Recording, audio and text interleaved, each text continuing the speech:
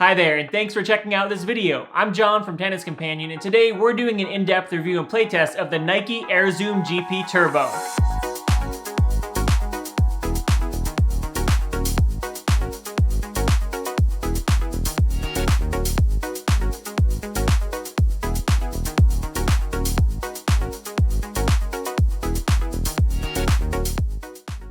Before we get started, I did want to let you know that this is not a sponsored video. I haven't been paid by Nike or anyone else to discuss these shoes. With that said, let's get started with the GP Turbo specs so you know exactly what you're getting with these shoes. The AeroZoom GP Turbos I have on hand weigh in at 16.7 ounces or 473 grams in a men's size 11, which falls on the heavier end of the spectrum. For context, here's a table comparing the weight of a few popular tennis shoes. From a fit standpoint, the shoe does run short in length, so I'd encourage you to bump up a half size. I'm usually a 10.5 and 11 works perfectly for me. These shoes do have a medium width, but it's worth noting they hug your foot snugly and they have a medium arch for adequate support. As far as break-in, I thought these shoes felt great the first time out on the court and I didn't run into any major stiffness. But like most new shoes, they felt even better after a few hours of play. The Nike Air Zoom GP Turbo is available for both men and women. However, to date, I haven't seen it show up as a clay court model. At the bottom of the shoe, you'll find Nike's rubber outsole with tread that's thinner on the outside for grip and thicker on the inside for added durability. If you're considering these shoes for clay, I'd expect them to offer less than ideal grip, especially due to the thicker inside tread, but they're certainly not unusable on that surface. You'll also find there's quite a bit of width toward the front of the shoe under the ball of your foot for stability. Toward the front, the GP Turbo's outsole offers solid thickness for the toe guard, but it doesn't wrap particularly high at the toe or toward the front on the inside edge. At the back of the shoe, there's a relatively aggressive rocker for smooth and easy heel-to-toe transitions. The outsole also shows off the shoe's midsole, while narrow cutouts at the front and back help reduce a bit of stiffness and allow for easier sliding. At the midsole, the Nike Air Zoom GP Turbo showcases their most unique feature, which is a full-length Zoom Air unit that offers exceptional comfort from front to back. Plus, instead of being buried in the shoe's foam, Nike sews the Zoom Air unit directly into the upper so it's easier to feel for maximum cushion. Below the Zoom Air unit, you'll also find a layer of foam that's thicker towards the heel for extra impact resistance. For support and stability during side-to-side movement, the midsole rides fairly high up the edges of the shoe on both the inside and the outside. The shoe also comes with Nike's standard insole that has a small amount of adhesive on the bottom to help ensure it stays put on top of the Zoom Air unit directly below it. For the upper, you'll find relatively thick and stable synthetic materials, which are soft to the touch at the back and rubber toward the front for abrasion resistance.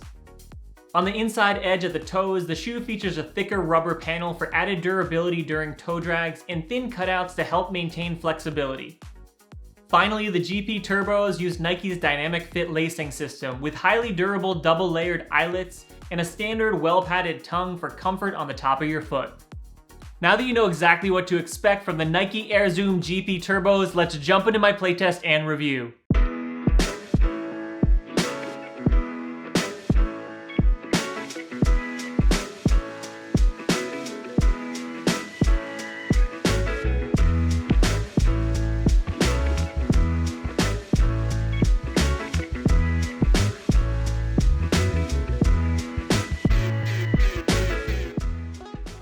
To help evaluate the Nike Air Zoom GP Turbo, I went on a 2-mile run to gain a feel for the shoe's comfort and weight.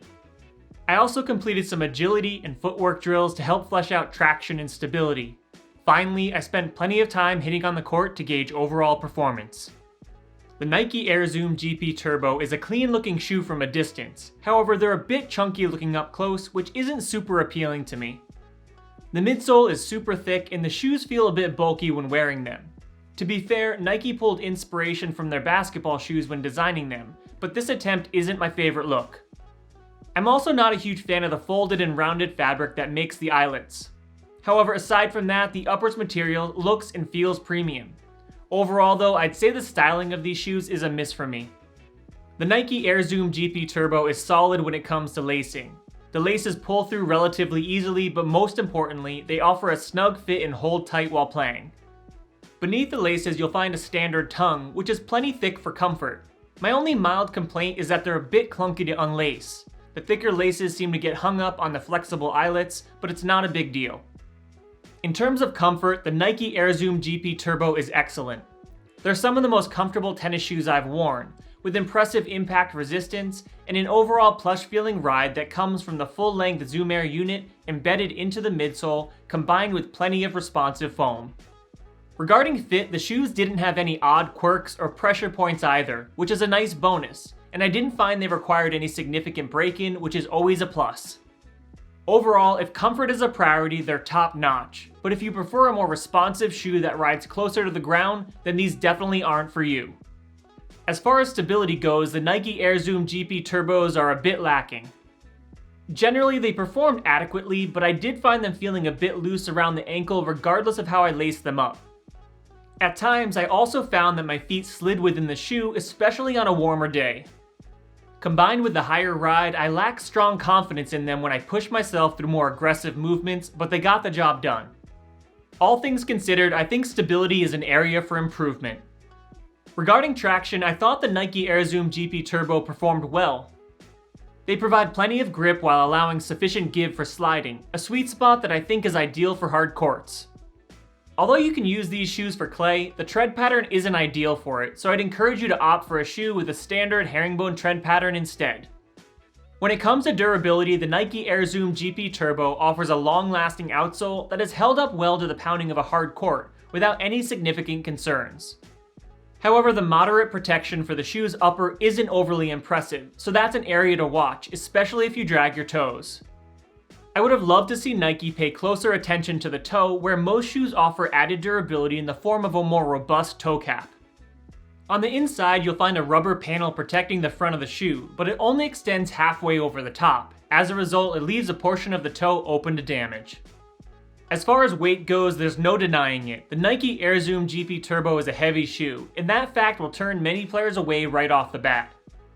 However, to a degree, the shoes redeem themselves in this area as they're surprisingly springy, so they don't feel sluggish. Instead, they're relatively quick for their weight.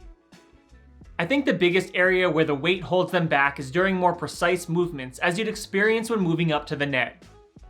Ultimately, if lower weight is a high priority, you'll want to look elsewhere, which is somewhat surprising considering their target style of play. Finally, the Nike Air Zoom GP Turbos are pretty poor when it comes to ventilation. Even during moderate outdoor weather, I found the shoes lacked the necessary breathability to help keep my feet cool, which led to some internal sliding and detracted from their stability. I don't expect this will be an issue for everyone, but it feels like an area that Nike overlooked. If you purchase these shoes and ventilation is at all a concern, I'd encourage you to opt for a lighter colorway to reflect the sun on a warmer day. Overall, I found the Nike Air Zoom GP Turbo to be a solid option for those that demand the utmost comfort, but it doesn't come without trade-offs. The shoes are heavier, lack ventilation, and leave room for improvement in durability, which are all factors worth considering. However, their moderate all-around performance, along with their plush feel, will likely be an attractive option for those that frequent hard courts, and place a premium on protecting their feet and joints from the harsh pounding that accompanies the surface. It's worth noting that Nike has introduced a replacement for these shoes, the Nike Court Zoom NXT. At the time of publishing this video, both models are readily available for purchase. If you'd like some extra detail on the Nike Air Zoom GP Turbos, be sure to check out my full write-up, which I've linked in the video's description. If you enjoyed this video, I'd appreciate it if you give me a thumbs up. Of course, if you have any questions, feel free to comment below, and if you'd like to join me for future videos, don't forget to subscribe. Thanks so much for watching, I'll see you in the next video.